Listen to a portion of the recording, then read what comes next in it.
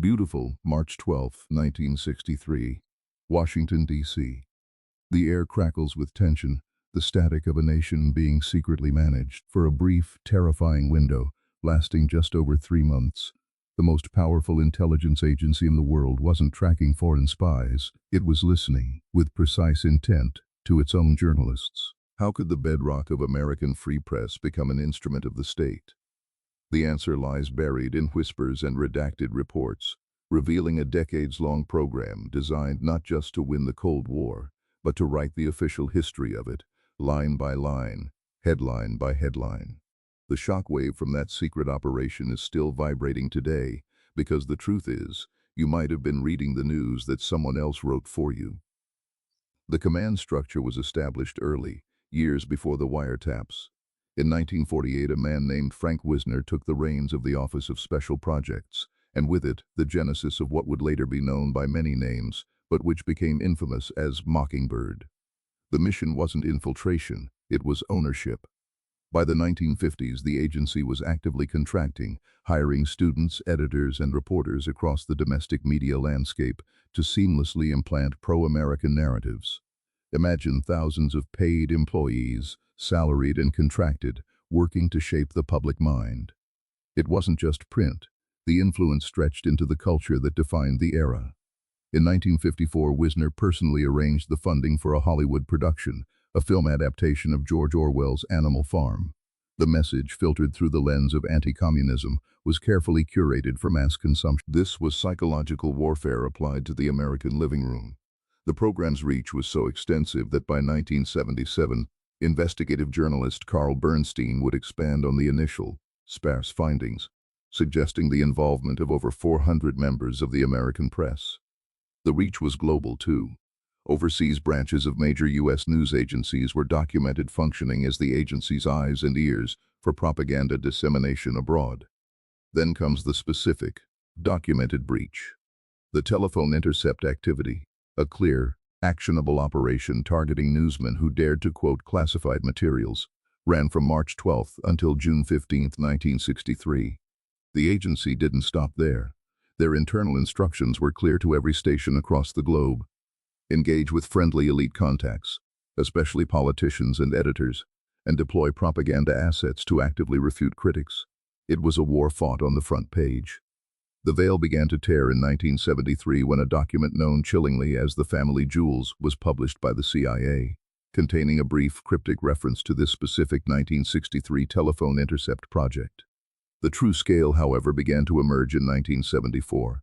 E. Howard Hunt, an operative from the CIA's Psychological Warfare Department, publicly revealed he was tasked with obtaining the film rights for Animal Farm, the movie they funded years earlier, now exposed as a direct propaganda play. The official reckoning arrived in 1976 when the Church Committee published its final report.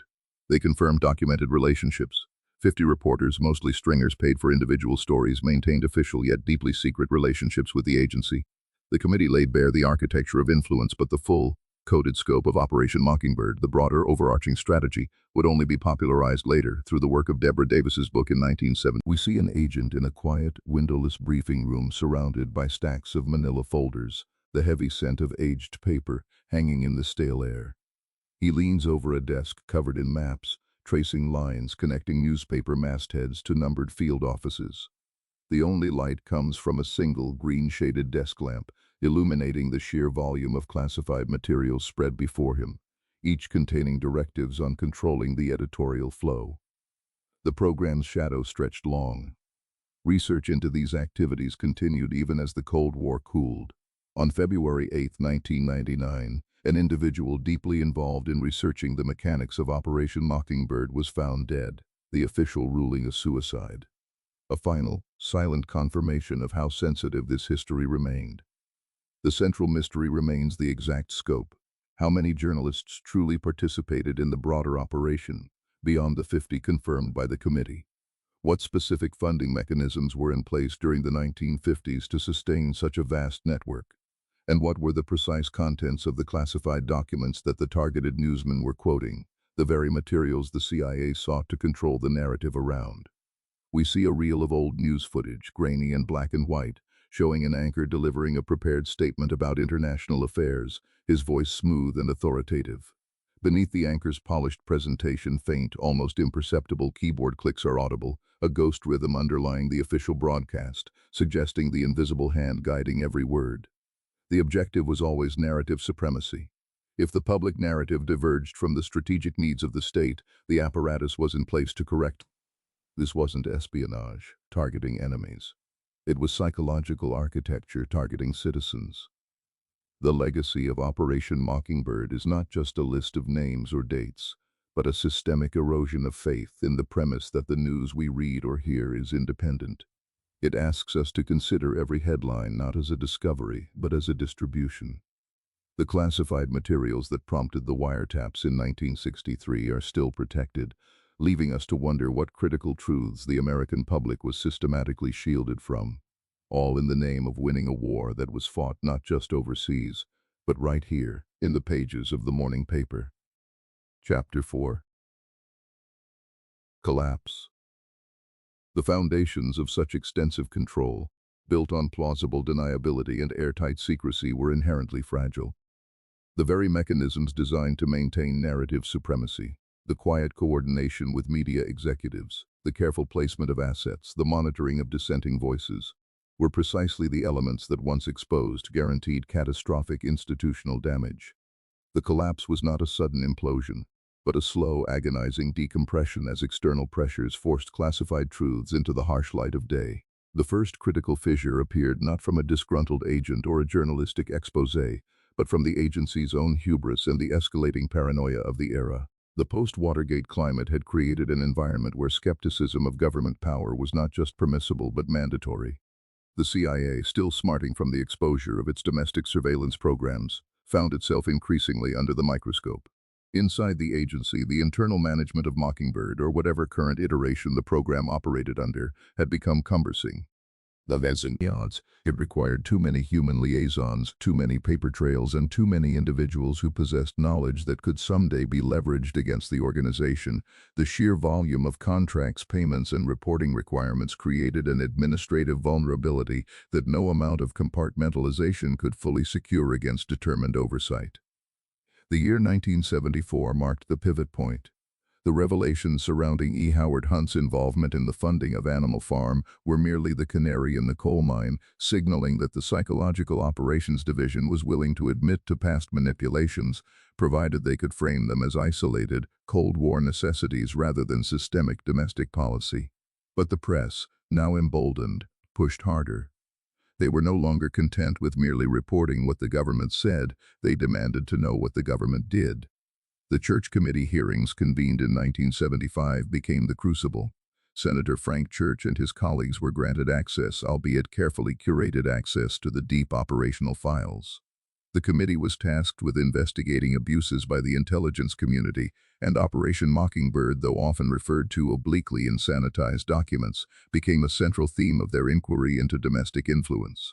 We see a tight shot on the face of a young, determined committee staffer, furiously taking notes under the blinding glare of fluorescent lights. The documents before him are marked top secrets, no foreign, yet the committee's legal mandate allows him to review them. He underlines specific passages detailing payments made to foreign correspondents who then funneled unverified intelligence back to U.S. papers. The official narrative presented by the CIA leadership during these hearings was one of necessary counter-propaganda, arguing that they were merely fighting fire with fire against Soviet disinformation campaigns. This defense implicitly admitted to the existence of the machinery, if not its full domestic scope.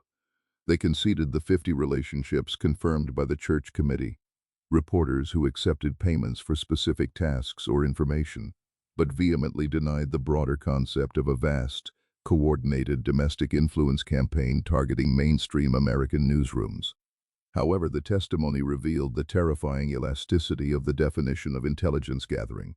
An editor at a major metropolitan paper, under immunity, could admit to receiving background briefings from an agency liaison that were, in fact, pre-written narratives disguised as informed analysis.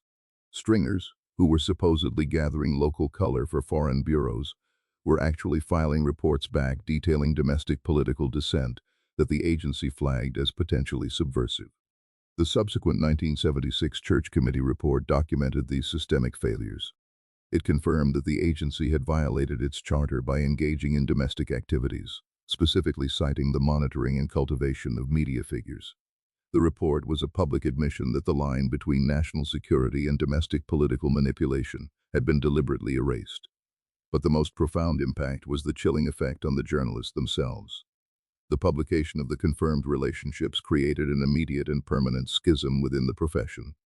Those journalists who had unknowingly collaborated were publicly disgraced or privately haunted. Those who had suspected the manipulation felt vindicated but deeply compromised by the knowledge that their industry's supposed independence was conditional. The system, designed for perpetual secrecy, began to cannibalize itself. The revelation of the 1963 wiretaps, the direct monitoring